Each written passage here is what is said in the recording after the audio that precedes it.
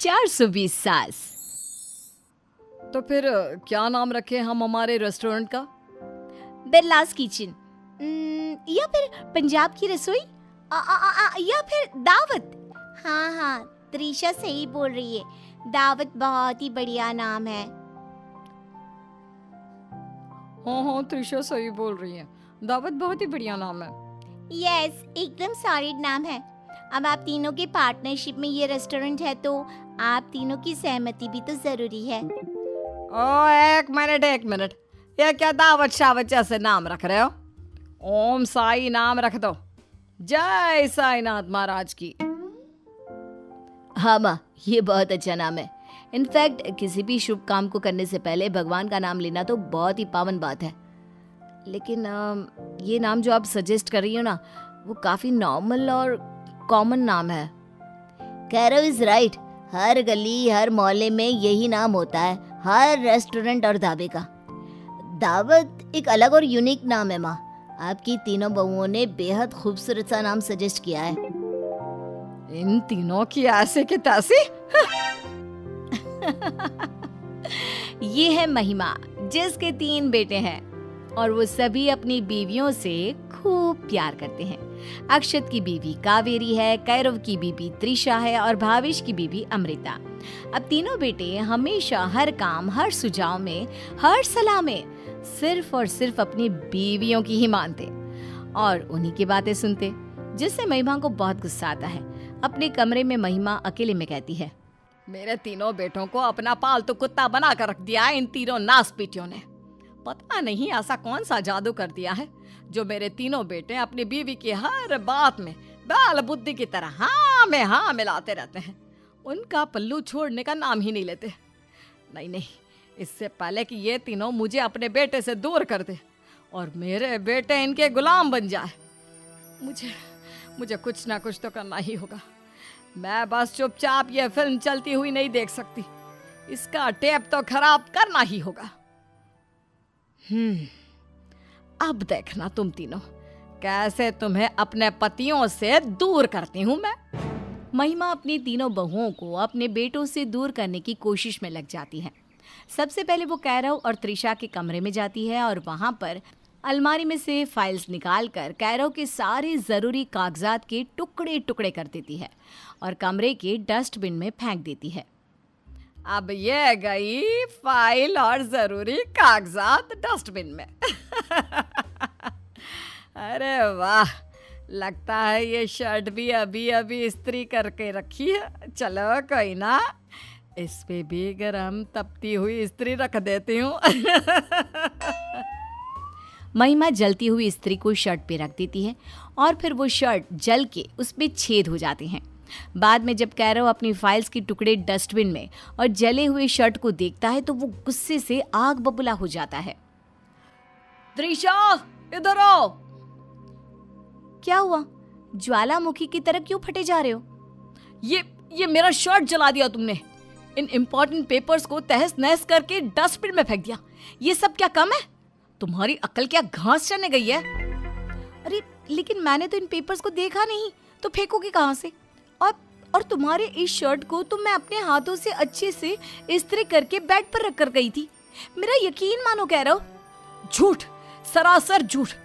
तुम्हें कल रात को आइसक्रीम खिलाने लेकर जाने से मैंने मना क्या कर दिया? तो तुमने उसका बदला इस तरह से लिया? बात मत करो मुझसे अब, और मेरा खाना भी मत बनाना। लेकिन कैरव, एक आइसक्रीम के लिए मैं ये हरकत करूंगी? Are you serious? कैरव, रुको कैरव। कैरव कमरे के बाहर चला जाता है और महिमा छुपकर ये सब सुनती है और बहुत खुश हो जाती है। अब कैरव और त्रिशा की बात महिमा भावेश और अमृता के पीछे पड़ जाती है। वो उन दोनों के बीच दूरियां लाने के लिए भावेश के लॉन्ड्री के शर्ट पर लिपस्टिक के निशान बना देती है। जब अमृता उसे देखती है तब, ये क्या, लिपस्टिक का निशान? इसका मतलब भावेश का अफेयर चल रहा है। भावेश! क्या हुआ अमृता? चैन से जलेबी भी खाने नहीं दी। बोलो, आधी छोड़कर आया हूँ, क्या हुआ? अरे आग लगी तुम्हारी जलेबी को। अरे ऐसा मत बोलो, जलेबी अगर जल जाएगी तो उसका स्वाद बुरा हो जाएगा ना। ये सब क्या है? ये लिपस्टिक के निशान किसके हैं? किसके हैं मतलब? अरे मुझे क्या पता, ये अभी आया है, पहले तो नहीं था यहाँ पर। जब मैंने इसे धोने डाला तब तो कुछ भी नहीं था। Trust me Amrita. तो क्या कोई भूतनी आई थी और ये लिपस्टिक लगाकर चली गई? मुझे क्या पता यार। बोल तो सच, बोलो कि वाकई में असलियत में कोई इंसानी भूतनी कलमुही है जिसके साथ तुम्हारा चक्कर चल रहा है। तुम्हारा दिमाग तो जगह पर है ना अमृता? तुम्हारी कसम, मैं सिर्फ तुमसे प्यार करता हूँ और तुम ही मेरी अर्धांगिनी हो अमृता। अमृता ये देखकर आश्चर्यचकित हो जाती है। तुम सच बोल रहे हो? जाने दो, तुम पकाते बैठो अपनी इस खुराफाती दिमाग में ख्याली पुलाव। मुझे तुमसे कोई बात ही नहीं करनी। लेकिन भावेश, महिमा अपनी तीनों बहुओं से पूरे घर का डबल ट्रिपल काम करवा के लेती है। कावेरी बहू, आज के आज सारे कमरे साफ हो जाने चाहिए। लेकिन माँ, ना तो दिवाली आ रही है और ना ही घर में किसी की शादी है, तो ऐसे। जितना कहा है उतना करो, ज्यादा वकील की तरह सवाल जवाब मत करो। और तुम त्रिशा बहू, रसोई समेट लो, और अमृता बहू तुम सारे दरवाजे, खिड़कियां और आंगन, और इसके बाद भी तुम तीनों को ढेर सारा काम करना है, समझी? महिमा तीनों बहुओं को चैन की सांस तक नहीं लेने देती है। अक्षत और कावेरी की शादी की सालगिरह होती है। आज शाम को हमारे रूम में आने से पहले तुम अपनी आंखों पर पट्टी बांध लेना, ढेर सारे सरप्राइजेस होंगे। वेल थैंक यू बीवी साहिबा। वैसे शाम को तुम भी एक खूबसूरत तोहफे के लिए रेडी रहना, कुछ खास लाऊंगा। यस, जल्दी आना, हम हमारी ये सालगिरह एकदम खास और यादगार बनाएंगे। बाहर से छुपकर देख रही महिमा मन में कहती है, खास तो तब होगी ना जब मैं होने दूंगी। और करो ना मुझे अपने ही बेटे से दूर। कावेरी दिन भर मेहनत करके पूरे कमरे को सजाती है और अवन में केक भी बनाकर रखती है। लेकिन तभी वहाँ पर महिमा एक ग्लास में जूस लेकर आती है। अरे माँ जी, आपने ये दिक्कत क्यों ली? अरे मेरे बेटे बहू की सालगिरह है और तुम अक्षत को खुश करने के लिए इतनी सजावट कर रही हो, इतनी मेहनत ले रही हो, तो थोड़ा जूस पी लो बेटा। नहीं माँ जी, थैंक यू, लेकिन मुझे ना अभी ये झालर लगानी है और थोड़ी और गुब्बारे भी फुलाने हैं, तो मैं बाद में पी लूँगी, आप रख कर जाइए ना। अरे बेटा, रखे रखे तो ये ठंडे से गर्म हो जाएगा, पी लेना। महिमा जबरदस्ती कावेरी को वो जूस पिलाती है और फिर कावेरी वहीं पे 1 मिनट में सो जाती है। अब इसे कुछ याद नहीं रहेगा, और जब सीधे कल सुबह ये उठेगी तब तक इसका और अक्षत का रिश्ता बर्बाद हो चुका होगा। महिमा सजावट को बिखेर देती है और फिर रात में जब अक्षत तोहफा लेकर आंखों पर पट्टी बांधकर आता है, कावेरी आओ अंदर, या नहीं? बोलो कावेरी, कावेरी तुम हो ना अंदर कमरे में? त्रिशा ने तो बोला कि कमरे में ही हो। कावेरी, कावेरी। आवाज का जवाब ना मिलने पर अक्षत अपने आंखों की पट्टी खोल देता है और देखता है कि कावेरी खर्राटे मारे हुए सो रही है और सजावट भी बिखरी हुई है। कावेरी उठो, कावेरी। कौन सा सालगिरह? अरे सालगिरह है तो उसे उठा लो ना। सोने दो ना यार, सोने दो मुझे। अच्छा फाइन, अब तुम बस सोती ही रहो। महिमा ये सब छुप कर देखती है और पेट दबाकर हंसती है। अगली सुबह जब कावेरी उठती है तभी वो अक्षत से कहती है, अक्षत मेरा यकीन मानो, मुझे सच में याद नहीं कब क्या हुआ और कैसे मेरी आंख लग गई। Please I am sorry Akshat, I am really sorry.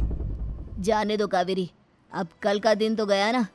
तुम तो नींद से भी नहीं जाग रही थी, तुम्हें मुझसे ज्यादा नींद प्यारी है ना? सास महिमा की 420 दिन ब दिन इतनी बढ़ती जाती है कि बहुएं और बेटे सभी एक दूसरे को तलाक देने के लिए कहते हैं।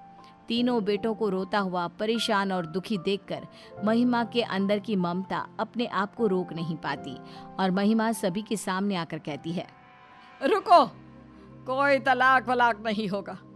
तुम तीनों जोड़ों के बीच दरारें मैंने डाली है, मैंने ही सब कुछ किया है।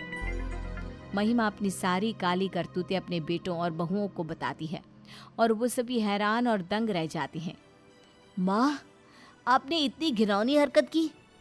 अपने ही बेटों का संसार, उनकी जिंदगी उजाड़ने जा रही थी आप। आपसे ये उम्मीद नहीं थी माँ। मुझे माफ कर दो बच्चों, मैंने जाने अनजाने में बहुत बड़ी गलती कर दी है। अगर तुम कहो तो मैं ये घर छोड़कर गांव चली जाती हूँ, लेकिन अपनी बीवियों को तलाक मत दो। ये तीनों तुमसे बहुत प्यार करती हैं। आपको कहीं जाने की जरूरत नहीं है। आपको आपकी गलती का अंदाजा हो गया, वही बहुत है। लेकिन आप प्रॉमिस करो कि अब आप नंबर 420 नहीं, नंबर 1 सास बनकर दिखाओगी। अरे पक्का पक्का पिरोमिच मुझे माफ कर दो। पूरा परिवार एक साथ हंसता है और इस तरह महिमा सुधर कर एक अच्छी सास बनती है और सभी एक साथ प्यार और स्नेह से रहने लगते हैं।